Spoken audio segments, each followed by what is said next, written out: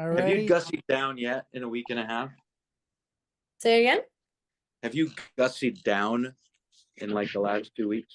No, I woke up like this today. What are you talking about? No, it's good. It suits you. Hmm? Suits you. Thanks. Thanks. Yeah. Yeah, this is just my pajamas. Yeah. What do your pajamas look like? Yeah. Yeah. Oh, Rico, welcome. where are you? Oh, sorry, this is not We got like 20 minutes. Let's do this. All right. Welcome back to the program, Supinder Wraich, and welcome to the program, Enrico Colantoni. It's great to have you both with us. Thank you. Thanks for having us. Oh my God. So, by the time people are hearing this, a few episodes of Allegiance will have aired, but for people who haven't had a chance to check it out yet, tell them what it's all about. Well, since I got You're all dressed up, I'll take the lead. So Allegiance it's a police procedural. It's about a rookie police officer named Sabrina Sohal, and she's about to start her career as a police officer, sort of in the footsteps of her father, who carries this legacy. He worked as a police officer turned politician, and the day before her first day of work, he's charged with treason. And so she goes to work instead of in his light, in his shadow. And she has in mind this direction of this career she wants and who she wants as a training officer. And instead, she's stuck with this guy, Vince. But little does she know, he's not what she wanted, but he's exactly what she needed. That's so funny. I love that you used stuck. Yeah. Yeah. That's a very leading word. Listen, stuck. not my feelings, but Sabrina's certainly. Oh, nice save. There we go. Nice. Oh, so Enrico, your character, of course, is not a rookie. No. You're the training officer of Supinder's character, and you're almost, well, as the show says, you're on your last days, as it were, as a cop. Yep. He's 3 months to retiring, and he gets stuck with this new rookie. Vince's words, not Rico's. Rico had the yeah.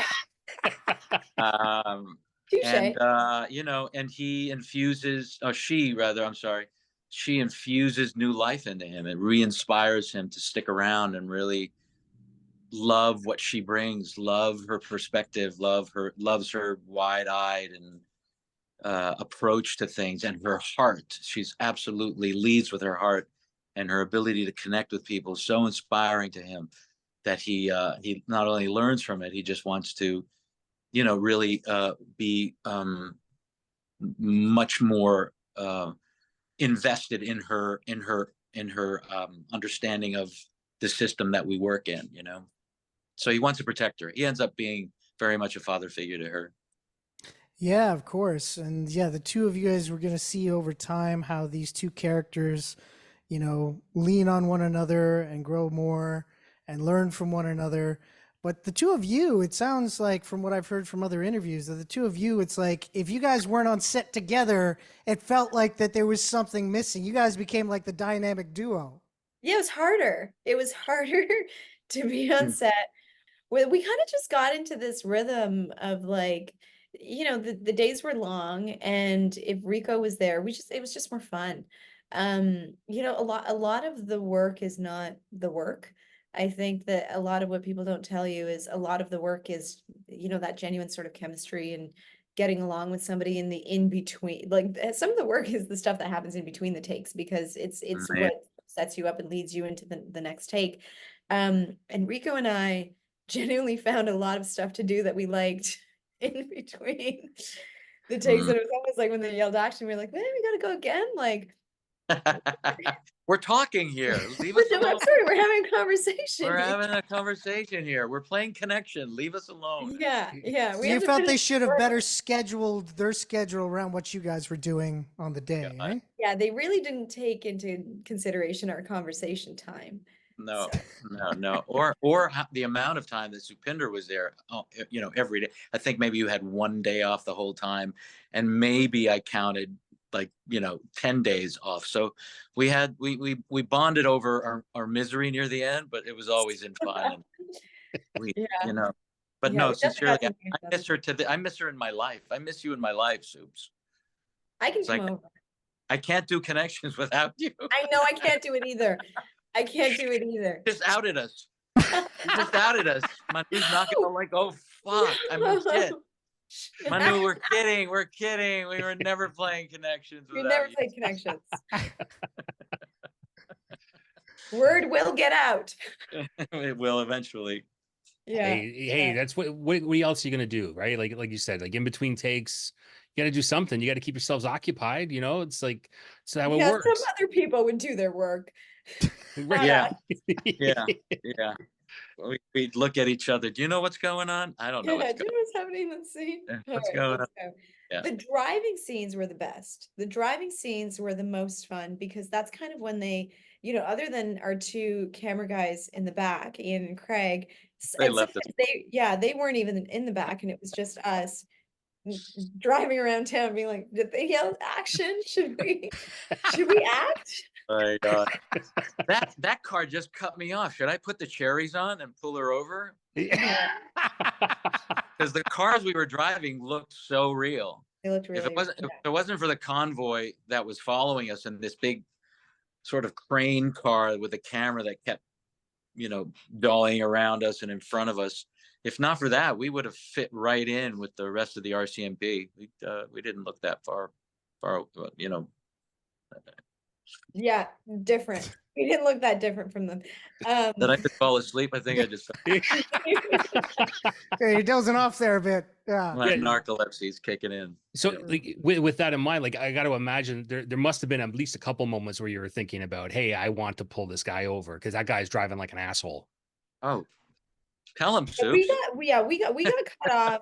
We got cut off a fair bit because I don't think anybody could really tell who was the cop car and who was the camera car as this sort of caravan was going down the street.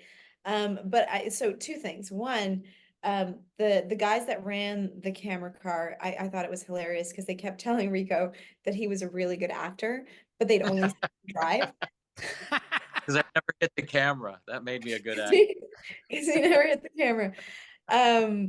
And then, sorry, what was see, this is what happened. Sorry, what was the direction that we needed to go? Yeah. What's Oh this my God. about? Oh, and then what about the fun of like having to go what seemed like 80 kilometers an hour, but we couldn't go Yeah. faster And we than were actually going kilometers an hour. and we got really good at acting like this. And white knuckling is like, but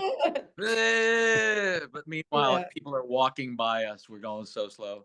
Also, Oh, you and I had this like, and guys, feel free to cut us off because we will go. We also had this thing that would happen sometimes where we would do a scene and one of us would say, "Oh, we got to put." I was like, "We got to pull it back," or you were like, "We got to pull it back," because that's not Vince and Sabrina. They don't know each other that well. Because we would do a scene that was pretty much like we had known each other for years and be like, "Oh, they can't use that because like that's our relationship, not their relationship." But that was so much a part of those first two episodes when we were just like so giddy and so having so much. But you're right. That every director's note was okay. Now pull it back. Pull it back. yeah. Well, less fun. Listening to you guys talk, it's so fascinating listening to you talk about the fun and the jokes and and have all these things that and this great connection between you. But the show itself is so diametrically opposed to what you guys have just told us about because the subject matter is serious show, yeah, very dark. And like Supinder, your character's family's going through hell at this point. And there's even like this giant potential conspiracy thing going on that is part of all of this too, right? There's a lot of things, so it's not all just jokes and laughs, as much as you guys are clearly. May I, Supinder, may I take this one? Not only did we laugh all the time, but there were maybe a handful of takes where we weren't crying. on every take, and we'd look at each other and go, we'd make the worst cops ever. Real cops don't cry this much. We were just so moved by the storylines and what's going on that it is just like, we look at you can't, you just cried through that whole take. They're not gonna Yeah, they're like, they can't use this. They can't we use are that entire take. we are the worst cops in the world. But I will add, because we did have real officers on set, both RCMP officers and Surrey Police, interchangeably. And you know what? The interesting thing was, we went to them and we said, you know, you guys are probably way better cops than we are, because we cry all the time. We cry at least, like, you know, we choose whatever scenes per episode, but we cry a lot. And the interesting thing was that what came back at us is, they said, especially the ones that had been doing it for a while, they said, no, we cry. Like, and in fact, we cry a fair bit. And what's really nice about that industry in particular is that mental health and the burden that, you know, that force carries is starting to be recognized. And there are tools and teachings in place that are being utilized a bit more and more. And it's less of a stigma around, you know, that sort of tough cop persona, which is, I think, also interesting in terms of what Sabrina brings to the force. You know, there's a real sensitivity to her character and a listening that doesn't always happen in the legal space. Yeah. And one of the things that Anar Ali, who created the series, wanted to explore was, you know, what's legal isn't always what's fair. And I think that the show does a nice balance of sharing both sides of that story. Yeah, no, when you watch the show, it's like, this is the type of cop show that needs to be out there, because gone are the days of the good guys catching bad guys. It's like, you can't really tell that story anymore, because as a society, we need to grow and understand that there's layers, and these layers are really explored in this. And like, you talk about your character Sabrina, she kind of has to enter every situation very measured. She has to measure what she's doing, what she's saying. And like, you guys are covering things like restorative justice and harm reduction. There's a lot of like good stuff happening. Enrico, I heard you talk about the show in the sense that it's akin to science fiction, of like, it's like, we're not there yet, but we're getting there, and this is what we want to be. I think so. I think most police shows tend to be more science fiction than based in reality. You just ask any cop who's watching a police show. But what we do, and what we pride ourselves mostly, is exactly what you're saying. We're aspiring to something better. We want this show to be an example of what we could be, what policing could look like. And even though we're not there yet, we're talking about it. It's relevant.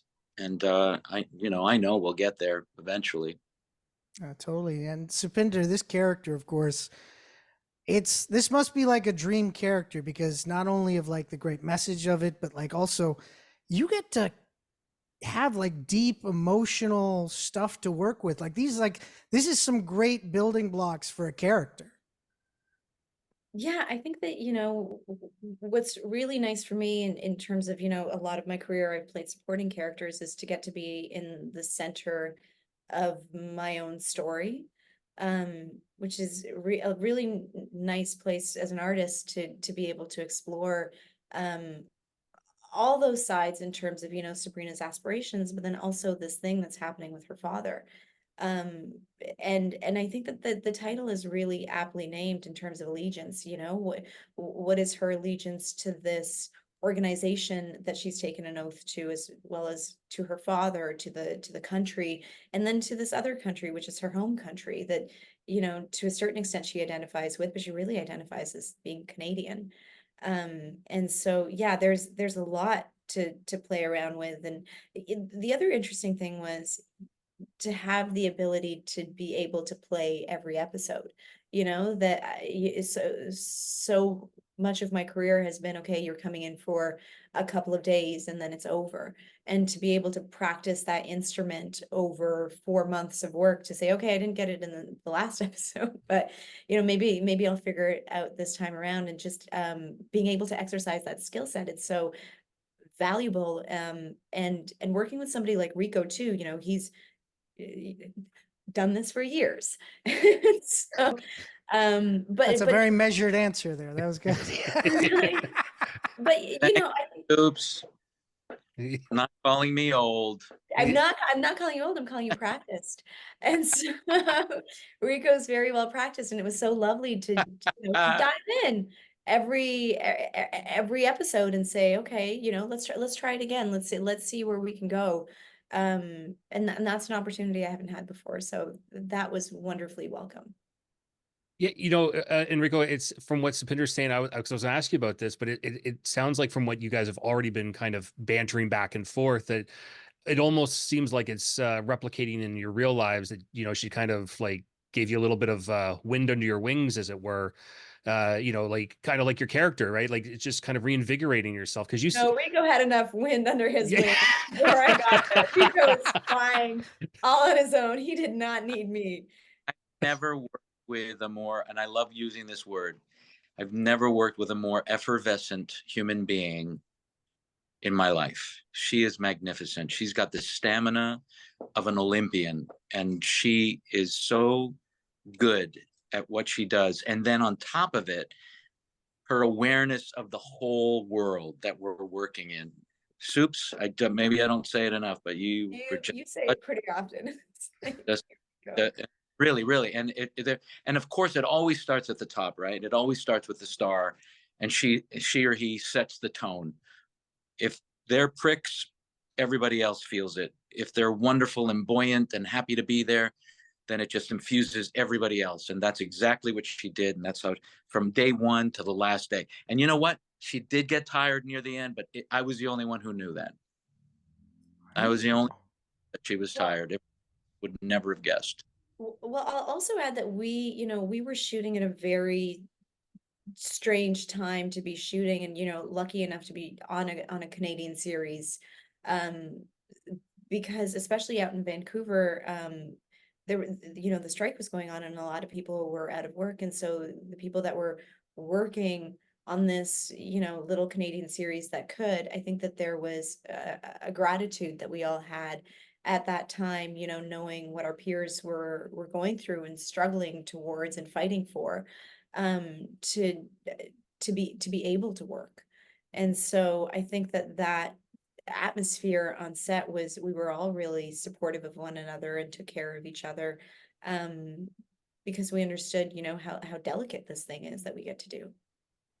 Yeah, I was gonna say, you guys, it's like a who's who of Canadian actors. You know, like as I was watching the show, cast, and I was like, I'm like, yep, seen him, seen her, yep, all just like amazing. Everybody, and over decades too. Like there's a lot of, you know, like great character actors doing great work in this show, and but that's got to be, you know, something that's difficult for everybody to work with, is, you know, because it is so many people. It's a huge cast. It's not like a, you know, 2-3 people are the main stars, and then, but you've got like a huge supporting cast here, you know, to help kind of alleviate some of that pressure, right? Yeah. I think what Supinder and I did in tandem was make sure everybody was welcome, and every actor who came to play felt like they could play, because that's what we were about. So we all had the best time. I don't think anyone felt alienated. Everyone felt like they were doing great work because they were allowed to do their jobs. No one was micromanaging anybody. The directors were fantastic. They hired extraordinarily talented actors and they let them play. And so many people forget that it's that simple, you know? And they didn't on this show. They let everybody play to their ability, to their strength. That's amazing. Now, Rico, of course, as mentioned by Supinder, you are well practiced in your career. You know, you're doing some great work here. You did great work on Flashpoint, you did great work on Veronica Mars, one of my personal favorites. You did great work on Just Shoot Me. You've done tons of movie and TV, but I want to ask you, have you ever recaptured the magic of playing John Belushi on A Current Affair? Oh, I could smell that coming. Oh, that's funny. Never, because that was the first time I ever fell asleep on camera. So I'll never forget that. Literally fell asleep on camera. They had to wake me up because I had to play dead, right? Yeah. I had to play. I fell. I started snoring. They had to wake me up. Or they don't snore. And so, No, they definitely don't snore. No. Didn't they shoot you from like an angle of like from the chin? yes, they did. There was only one lighting setup and one angle they could get me that I remotely looked like John Belushi. That's right. So there we go. There we go. So if you get the right shot of your chin, it's like, oh my God, John Belushi's alive. That's me. I had to John Belushi was, but you know, whatever. Yeah, no, totally, totally. Well, I'm I kidding. want I'm kidding. She I knew it don't would deny it. I don't Yeah. deny it. You and your you are an education for me, Rico. I learn something every day, and I'm grateful for it. She says half mockingly. Oh man. Well, I want to thank you both for talking with us today. Of course, Allegiance airs on Wednesday nights on CBC and is available through CBC Gem. Really looking forward to the rest of the season. Can't wait to see what you guys got going. And thank you so much for talking with us. Thank you, James. Thank you, Andy. Thanks, I love James. Thanks, guys. Thank you. Bye. Have a Bye. good day. Bye. Bye.